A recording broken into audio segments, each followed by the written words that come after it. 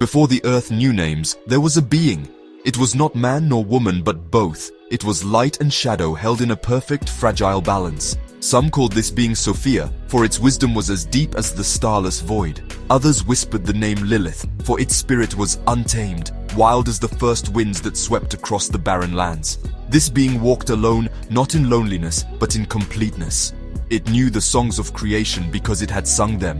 It understood the language of the cosmos because the words were its own breath. Its heart beat with the rhythm of the universe, a steady, powerful pulse that echoed in the silent, waiting world. It was whole. It was everything. In this state of serene unity, the being experienced a love that was pure and absolute. It was a love directed inward, a perfect understanding of its own nature. There was no need for another, for it was its own companion. It held conversations between its masculine and feminine halves, a dialogue of perfect harmony.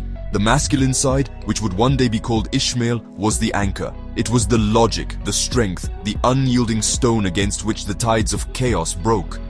The feminine side, the soul that would become Kafiera, was the water. It was the passion, the intuition, the ceaseless creative energy that gave birth to dreams and desires. Together, they were poetry. They were a universe unto themselves. This love was the engine of its existence. It was reflected in the world it shaped. Mountains rose from the earth not in violence, but as a gentle sigh. Rivers flowed not by force, but as a tender caress across the land. The first flowers bloomed as a manifestation of its inner joy, their colors a vibrant testament to the beauty it held within. For an age that mortals cannot comprehend, this was the state of things. A singular divine entity, content in its own skin, its own power, its own love. There was no jealousy, for there was nothing to covet. There was no hate, for there was no other to despise. It was a time of profound peace, a time before the first crack appeared in the mirror of its soul. But perfection, even divine perfection, is a delicate thing. It is a high note held for so long that it must eventually tremble. The universe craves motion, it craves change.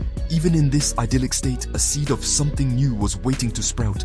The masculine and feminine energies, so long in harmony, began to feel the pull of their own distinct natures. The stone began to wonder what it was to be water.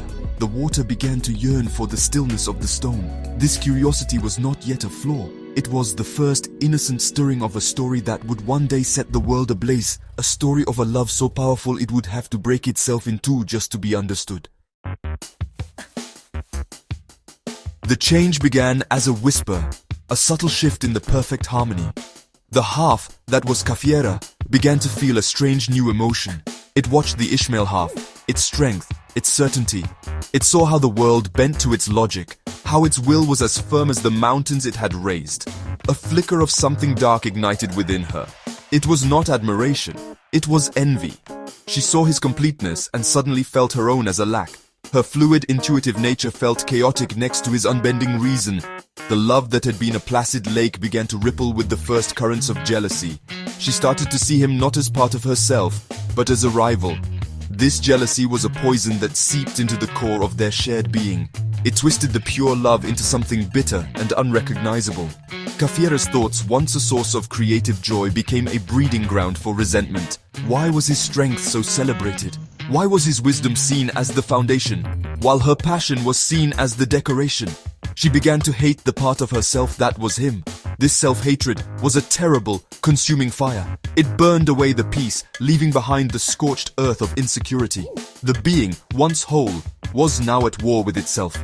The inner dialogue that was once a lover's murmur became a venomous argument. The Ishmael half felt this change. He felt the sting of her jealousy, the heat of her growing hate. He did not understand it. His love remained pure, a steady flame. He tried to soothe her, to reason with her, to remind her that they were one, but his logic was gasoline on her fire. His calm felt like condescension. His strength felt like a cage. The more he tried to hold them together, the more she fought to pull away. The self-hate she felt for his qualities within her became an outward hate directed at him. She no longer saw him as her other half. She saw him as her oppressor. The world outside reflected this inner turmoil. Storms raged where there had been calm skies. The seas, once gentle, crashed against the shores with a newfound violence.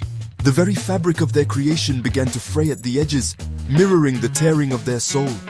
The love that had built a world was now powerful enough to unmake it. The jealousy had festered into a wound that could not be healed. The hate had become a chasm too wide to cross. The perfect being was broken from the inside out. There was only one possible outcome: a violent cataclysmic sundering, a split that would echo through all of time. The breaking was not gentle. It was an explosion of light and sound, a tearing of the spiritual veil. The singular being, Lilith Sophia, was ripped in two. It was an agony that shook the foundations of the cosmos. From this cosmic schism, two separate forms emerged, stumbling into existence under a sky now dark with their pain. On one side stood Kafira. She was breathtaking and terrible, her eyes holding the fire of a billion newborn stars and the coldness of the void between them. All the passion, the intuition, and the swirling chaos of their original self was now hers alone. She was a creature of immense and volatile power, her heart a storm of love and hate. On the other side stood Ishmael. He was forged from the other half of their soul. He was the strength, the logic, the unyielding bedrock of their shared past. His presence was a quiet, immense gravity, his wisdom etched into the lines of his face. He did not possess Kafira's fiery spectacle, but his power was just as profound. It was the power of endurance, of understanding the deep, slow mechanics of the universe. He looked at Kafira, the woman who was once part of him, and his heart ached with a loss so deep it felt like a physical wound. He saw her hate, and he met it not with anger, but with a profound and sorrowful love. Their new forms came with new abilities, born from the nature of their split. Kafira, born of passion and wounded pride, discovered she had a unique power over the hearts of men. She could see their desires, their weaknesses, their vanities. She could play upon them like a master musician plays a lyre, bending them to her will with a whisper or a glance. Men were simple instruments to her, their predictable lusts and ambitions easy to manipulate. It was a power born from her resentment of the masculine principle she had once shared, a way to dominate what she now despised. It was her shield and her sword in this new, fractured world. Ishmael's power was different. It was a power of the mind and the spirit. He was immune to Kafira's manipulations because he had once been the part of her she now sought to control. He understood its source. His wisdom allowed him to see past her enchantments to the wounded soul beneath. His own strength was not of command, but of resilience. He could not be broken by force or beguiled by charms. He stood as a constant, a truth that Kafira could not warp. This immunity infuriated her. He was the one man she could not control, the one mirror that showed her not what she wanted to see, but what she truly was, his other broken half. Their relationship became a twisted knot of love and hate, a cycle of attraction and repulsion that spanned lifetimes. They were reborn again and again, but the memory of their origin was branded onto their souls. In one life, they would be rival monarchs, their kingdoms locked in a bitter war. In another, they would be estranged lovers, their passion so intense it could only end in tragedy. They were drawn to each other by the phantom limb of their shared soul, an undeniable pull that promised wholeness. Yet every time they came close, the old wounds would reopen. The jealousy, the rivalry, the memory of the great sundering would rise up and push them apart once more. Kafira's hatred for men was a constant, a driving force in her many lives. She saw them as weak, foolish creatures, easily led by their base desires. She used them as pawns in her games of power, building empires on their backs only to discard them when they were no longer useful. Yet, her contempt was always shadowed by a deep, unspoken longing for the one man who was her equal, Ishmael.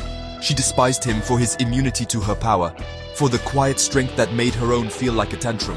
But she also craved his recognition, his respect. He was the only one who had ever truly known her, and his presence was a constant, maddening reminder of the love she had lost.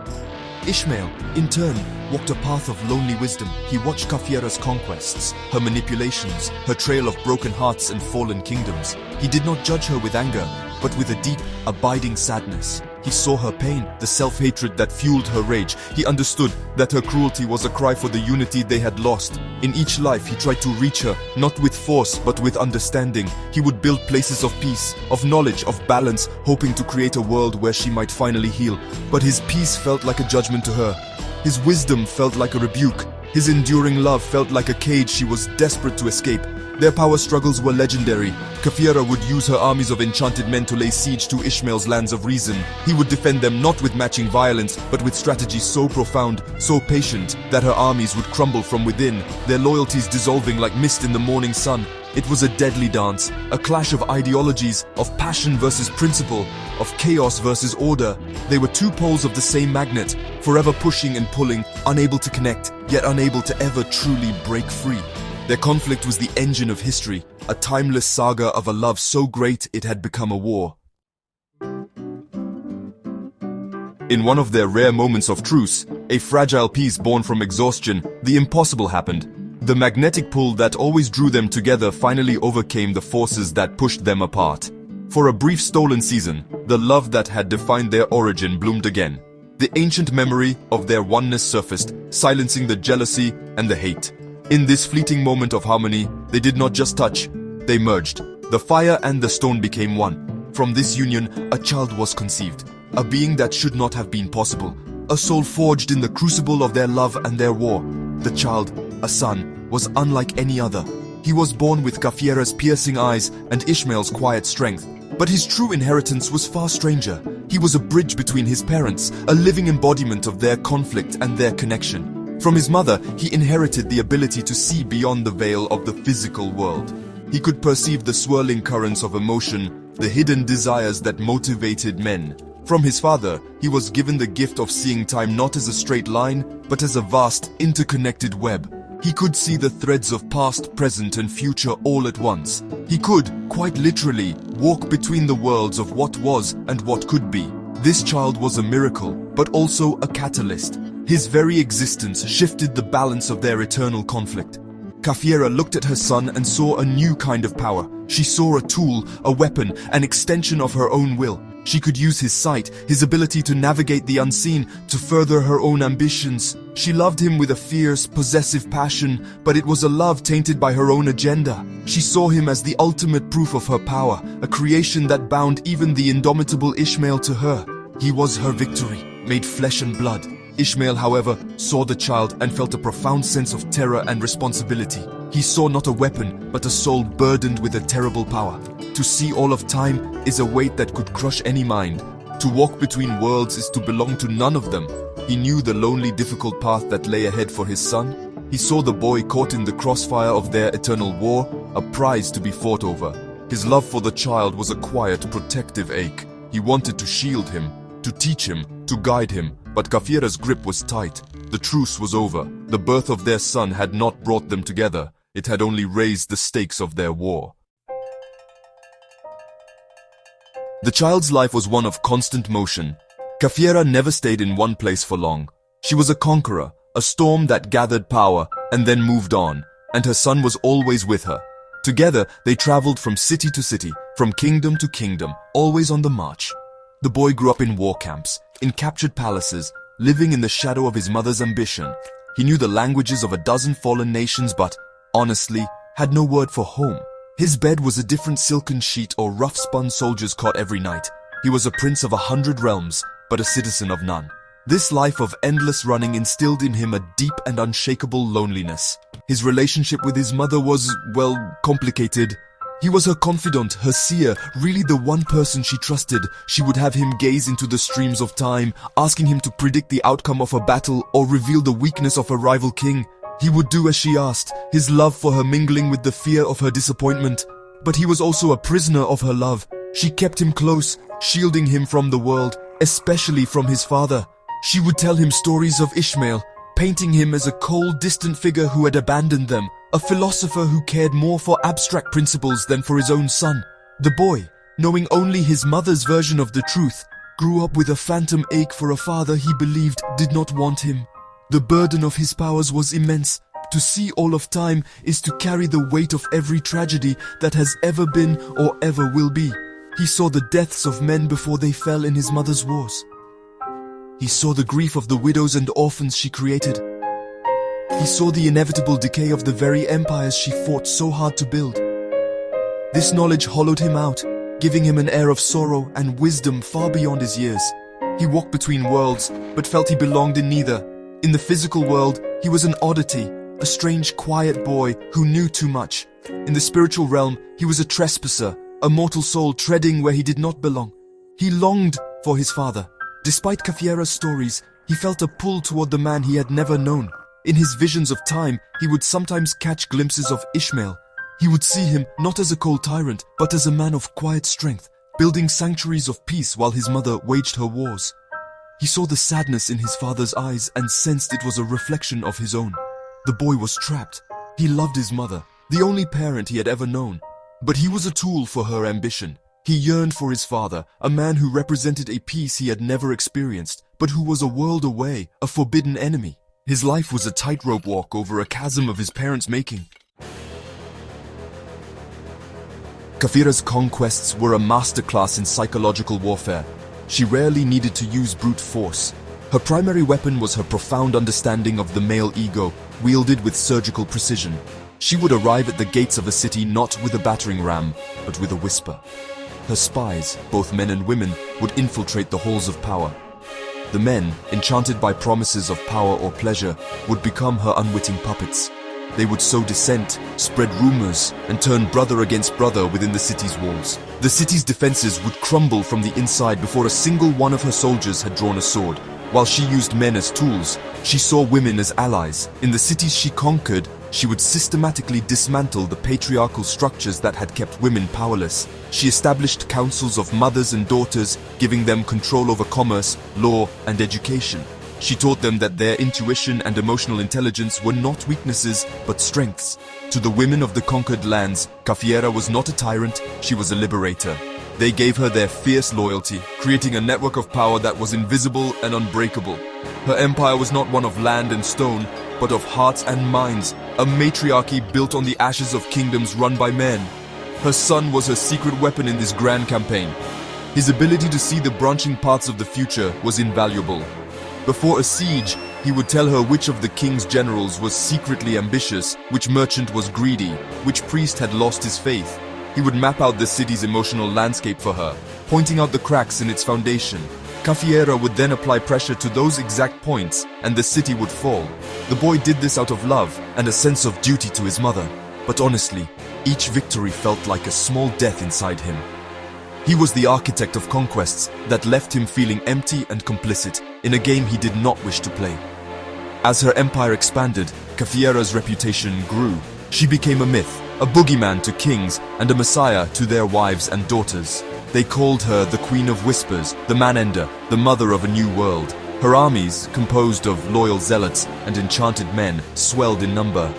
Her ambition, once a fire, had become a raging inferno that threatened to consume the entire known world.